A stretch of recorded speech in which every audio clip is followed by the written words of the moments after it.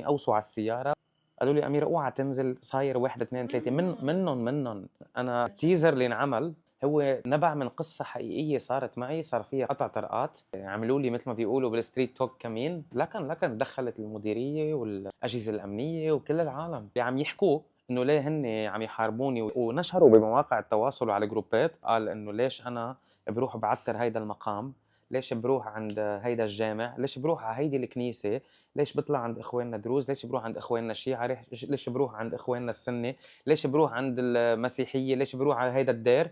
انت عم تنشر الابراهيمية والماسونية. صار في الناس هول اللي ما بيفكروا جيشوهم، بلشوا يبعتوا تهديدات. هون انا ما تعاطيت معها بنفس الطريقة، وانتم بتعرفوا نحن كجماعة الميديا انا كنت قادر اخلق كونتنت مخيف واعمل اكسبوجر كتير كبير. طولت بالي، رجعت صرفت فيها بحكمه، بعثت خبر لهول الدواعش، قلت لهم اذا حبيتوا تتفضلوا لاقدم لكم هديه وتتعرفوا علي، اهلا وسهلا فيكم.